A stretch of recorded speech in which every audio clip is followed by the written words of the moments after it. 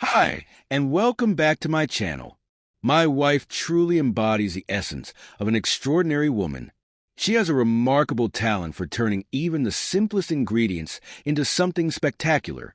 Whether it's creating a mouth-watering salad, telling a captivating story, or designing a chic hat, her skills would have surely impressed the legendary Coco Chanel herself, had she not already been enchanted by my wife's unique abilities.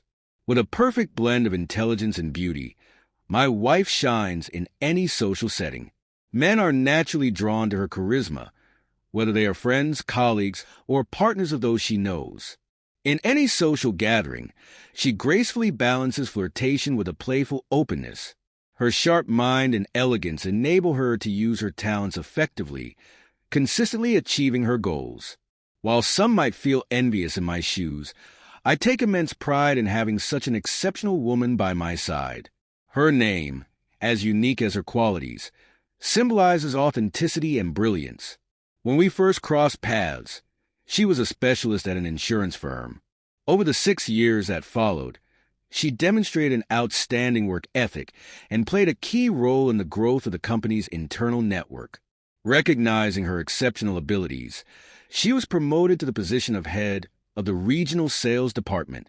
I affectionately call her business because she excels in every aspect of her life.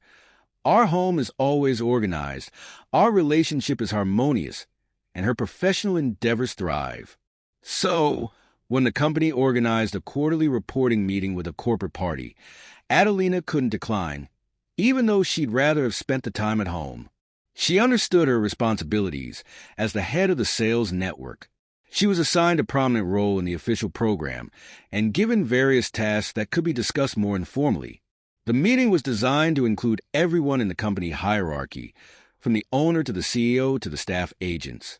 Even through remote communication, I could sense the significance of this event. A week later, as the appointed day arrived, Adelina asked me to help her get to the hotel and restaurant complex on the outskirts of the city. This was the venue for their major convention. As I mentioned before, the establishment catered to all the needs of such an event, providing a conference room for meetings, a restaurant for banquets, and comfortable hotel rooms for the attending business travelers. In other words, the renowned insurance company, Milani, spared no expense in honoring its successful sales force. As always, Adelina radiated elegance. Her ash-colored hair was expertly styled in a luxurious updo, accentuating her features. She wore a sleek black dress that perfectly highlighted her beauty.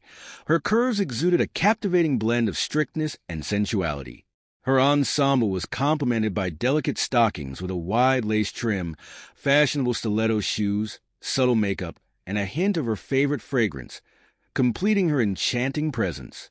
I accompanied her to the venue, where the complex was adorned with corporate balloon decorations.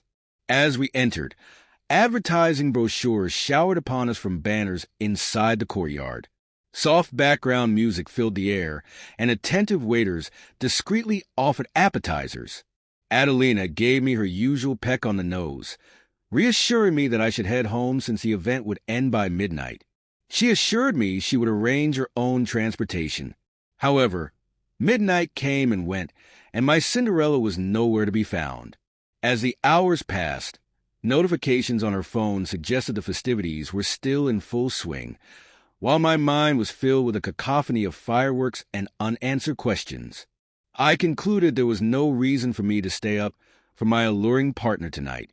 Surely, she was simply tired and would want to rest. With that thought, I succumbed to sleep, oblivious to the storm brewing.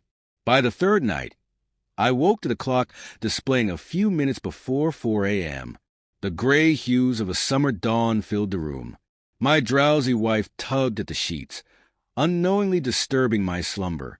Instinctively, I moved to cover her, but what I saw when I opened my eyes defied not only the boundaries of corporate ethics and familial values, but also the fundamental principles of human interaction.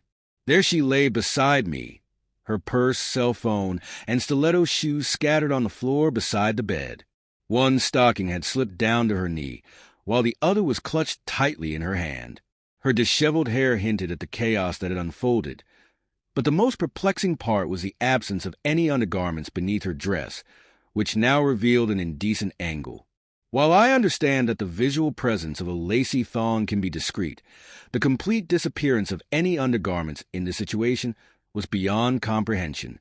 The initial urge to grab her and shake her vigorously, reminiscent of a scene from The Diamond Arm, was overpowering. However, recalling the less than desirable outcome in the film, I realized expecting a coherent answer from her at this moment would be futile. Like a determined bloodhound following a familiar scent, I traced her movements, hoping to uncover the missing piece of the puzzle within the confines of our apartment. Nothing seemed to fit, except for a diploma recognizing my wife's impeccable work and exceptional achievements. There was no sign of the truth. During this time, I chain-smoked a pack and a half of cigarettes and consumed half a can of coffee. My mind conjured up various scenarios, each one leading to the same devastating conclusion. M.Y. unfaithful wife, Adeline, in the starring role, left me longing for clarification. I confronted her directly. Unfortunately, her responses were incoherent, with her repeated claim of a headache and a complete lack of memory. To be honest, her excuse brought me a little solace as I watched my wife sip a cup of black coffee. The horror of the situation gradually dawned on her, and the realization of what she couldn't remember only intensified her distress. She even recalled fragments of the official part of the meeting, the award ceremony, the grand opening of the banquet, and a dance program announced by the host. She remembered winning the jumping in the bag contest and receiving a lollipop as a prize, which, inexplicably, had emerged from her panties. However, instead of returning home with my undergarments safely stowed away, I returned empty-handed. A surge of anger and jealousy pulsed through my mind. For the first time in my life, I felt a sense of mistrust toward my once beautiful wife. I demanded that Adeline dial her friend and colleague's number, placing the call on speakerphone to reveal what transpired the previous day. While my wife's embarrassment was palpable, I left her with no choice. "Hello, Orca," my wife timidly spoke. "Please don't make me laugh. Can't you remember anything? After all, it was I who carried you to the car, drove you home, and helped you into the house." I momentarily found solace in those words.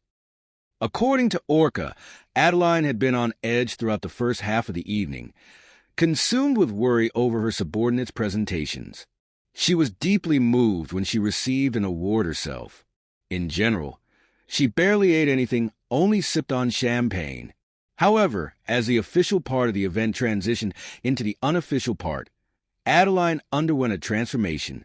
Once she had a taste of sambuca, she became inseparable from the bartender and the bar counter, indulging in numerous servings of the enchanting drink. The head of sales began venting about life's unfairness. Adeline recalled a stray cat she had encountered in the office parking lot. She had wanted to name him Boss and would often feed him. However, due to budget constraints, the company's management insisted on providing him with a suitable shelter out of sight. Adeline was truly passionate about the cause.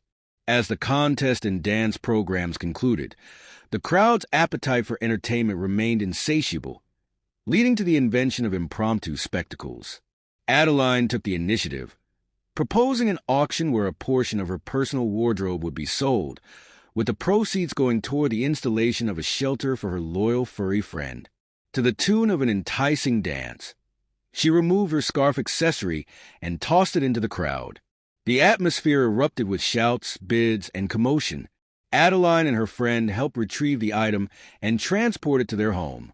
The final outcome of the auction remained unknown, but a colleague had captured a video of the event, which I watched together with my wife on my phone. I was so ashamed, dear God. I can't believe I said that in front of the entire staff, colleagues, subordinates, management, my wife lamented, clutching her head with one hand. I found immense amusement and satisfaction in realizing that my wife was not a cheat, but rather a fighter for a just cause. However, the method she chose to fight came at a steep price. I don't know how I'll face everyone at work after the weekend. How will I be perceived? Should I submit my resignation immediately? She pondered aloud. Her monologue was abruptly interrupted by the ringing of her cell phone. A photo of the general manager appeared on the screen. Adeline I. Arena. Did you forget something yesterday? The voice on the other end asked. There's an offer to purchase your undergarments for the amount your colleagues contributed. My wife sat there silently, unable to utter a word. You see, the director continued, you left the auction and violated the rules. However, it took place, and I must inform you that the proceeds from those 30 centimeters of lace will be more than enough, not only for a dog shelter but also for veterinary visits, obtaining a dog passport, and purchasing food for at least 6 months. So you'll have a busy Monday ahead. My wife squeaked in an uncharacteristically high-pitched voice, please don't name the boss. You can collect the money from the secretary and keep it in your safe.